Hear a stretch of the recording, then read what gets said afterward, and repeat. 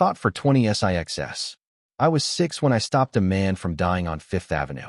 And I know how that sounds, like a headline you'd roll your eyes at and scroll past. But it was hot enough that day to fry an egg on the sidewalk, and my hands were wrapped around a crinkly pharmacy bag like it was treasure, medicine for my mom. And then the world just hiccuped. You know what I mean? A soft thud, a gasp from strangers. And a man in a light blue suit folded onto the concrete at 53rd like the city finally knocked the wind out of him. People froze, some backed away, one guy lifted his phone like it was a shield. And I remember thinking that nobody was moving, so I would. My knees hit the ground, my little fingers tapped his shoulder. Mister? Nothing, just shallow breath and sweat beading in his hairline. And I pulled the flip phone from my pocket. Yeah, a flip phone. Let me back up a sec. We didn't have much, and I hit the emergency button. I gave the dispatcher the cross streets and the color of his tie and the way his chest rose in bird-like sips, and when the siren finally cut through the heat, I stayed. I kept my hand on his sleeve so he wouldn't be alone in the noise. They put him in the ambulance, and the crowd exhaled and scattered, and New York pretended it hadn't just watched someone almost disappear. That's something the city is good at, moving on. And I picked up the pharmacy bag and headed home to the walk-up with the broken elevator and the hallway that always smelled like dust and coin laundry, and I found my mom on the floor by the bed, lips a little blue, eyes trying hard to focus, and I did what I always did, helped her sit, water, pills, blanket, the small rituals you learn when you're a child being asked to be brave. And later we sat by the window that mostly faced brick, the sun warming her face, and she smoothed my hair and told me I was stronger than I knew, which is something moms say when they're teaching you how to carry what can't be put down. Across town, under hospital lights that make everything feel like an apology, the man in the blue suit woke up. This part one learned later. His name was Owen Blake, the kind of person headlines call a magnate, like that's a species. And a nurse told him a little girl had stayed by him until the EMTs came, 6 years old, curly hair, steady as a metronome, and something in him, the part that speaks quieter than money, shifted. 2 days later, he told his people to find her, which in his world is like telling the rain to start. And they searched deli cameras and traffic clips until they pulled a grainy still of me in my yellow jumpsuit with my hand on his shoulder, sun like a halo. And he printed it and stared and decided he needed to say thank you like a person and not a brand. The envelope slid under our door on a Thursday, thick paper, gold seal that seemed too heavy for our apartment, and my mom opened it slow with the kind of caution you save for good news, because good news has teeth sometimes. And it was a letter, careful handwriting, an invitation to lunch at the Atoria room, so he could thank us in person, and my mom said we'd go, but we'd be careful. And I squeezed her hand like I understood the rules of worlds colliding. The restaurant looked like music sounded, chandeliers like rain caught mid-fall, and Owen stood when we walked in, eyes not as cold as they looked in articles, and he knelt to my level and said, "You saved my life." And I told him I just called the number, which was true and not true, because reaching for help is a kind of courage people don't clap for because it looks simple until you're the one doing it. He asked me about my drawings and my favorite books, asked my mom about her health without making it a performance, and when the check came he didn't try to impress anyone. He just thanked us and left a door open to meet again if we wanted. We did. It started like small things do, a ride to an appointment.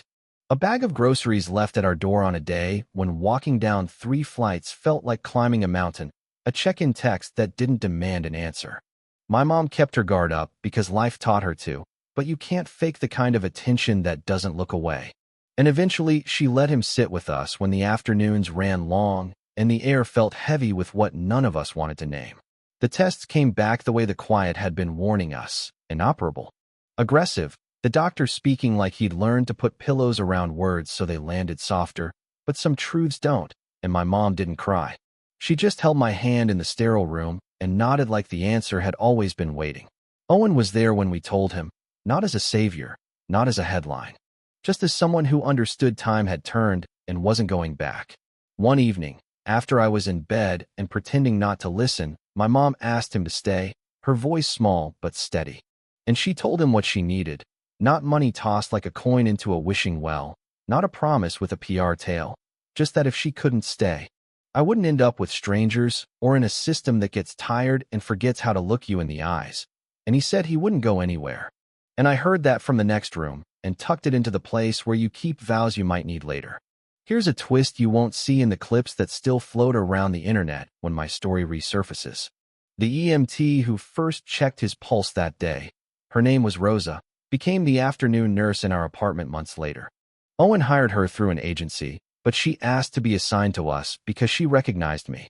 She told me one morning, while warming my mom's tea, that sometimes life draws circles we don't notice until we're standing inside them. And I believed her because there she was, stitching one day to another without fanfare. Another twist, quieter. Owen canceled the deal he'd been walking to when he collapsed. I didn't understand the scale then. Only that shareholders got angry and headlines called him complicated names. But he reoriented his company like a ship that had been aimed at profit cliffs and decided people were the coastline. He took the money that used to polish the image and put it where the image came from. Jobs kept, clinics funded. Schools opened in places where kids learned to hold on too early. And he didn't announce it with fireworks. He just changed and said no to the kind of success that corrodes. And I sat with her and held her hand and tried not to breathe too loud because you start to think you can tip a moment with your own noise. And when she was gone, the room felt heavier and lighter at the same time. And I didn't cry. Not then. I just kept holding on because letting go felt like betrayal. The funeral was small because love doesn't measure in rows. And there were no cameras because Owen made sure grief stayed ours. And afterward, I didn't go back to the walk-up. I went to a penthouse with a window seat and watercolor paintings that looked like sunlight had learned to sit still, and a guest room that didn't try to replace what it couldn't. It just gave me a place to sleep where the night didn't feel like it was listening. The papers found out because papers always do, and they called it charity or guilt or a rebrand. And he didn't answer them. He let the story be a rumor, and a rumor is a thing that decays on its own when you're busy living. And I kept to myself like kids who have learned to move carefully. Therapy sessions where I spoke when the silence got too heavy. School where I drew on the margins until the margins weren't big enough. And at night I'd sit on the window seat and look at the city like it owed me a secret. One winter storm, when the glass hummed with wind and the fireplace made the room smell like cedar and memory. I asked him why he fell, why that day, and he brought out a folder and told me about the deal and the numbers and the cost that looked clean on paper until you remembered people aren't numbers. And he said he canceled it that same day because he didn't want his heart to beat for something that would make other hearts stop. And I didn't say much. I just drew while he talked. A picture of a bridge, because that's what it felt like, moving from one version of yourself to another across something you decided to build. Time doesn't heal so much as it teaches you the choreography of carrying, and years went by. And then one morning the Charles River looked like glass and Harvard's lawn was a sea of red. And I walked across a stage and my name was said into a microphone, and I saw him in the crowd, not blinking like if he looked away the moment would slip.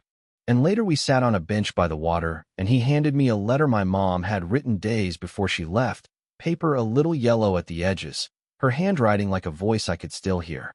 And she wrote that if I became half the woman she believed I would, I'd change the world. And that if he helped me get there, she'd never stop being grateful. And I folded it like it was a map you only open in quiet places, and I pressed it to my chest and breathed. Do I still miss her? Of course. Grief is a fluent language, and some days I'm more conversational than others. But when I look back, the sidewalk, the siren, the letter with the gold seal, the nurse named Rosa who threaded one chapter to the next, the canceled deal and the jobs that stayed, the window seat, the bridge I drew, it all feels like a single scene shot from different angles. And a river that keeps moving because that's what rivers do. So here's where I leave you. The camera pulled back, the city hum low, me and Owen on that bench. The letter between us like a candle in daylight, and a question drifting out over the water. When you're the person who can look away, will you, or will you kneel, make the call, and let it change you? Yeah, that happened to me, and I'd do it again. If you were here with me right now, I'd ask you to weigh in. What's the measure of doing the right thing when no one's watching? Where does justice live, in policy or in the simple choice to stay? Tell me what you think, what you would have done on that sidewalk, and what you believe a community owes to the people who choose to be brave first.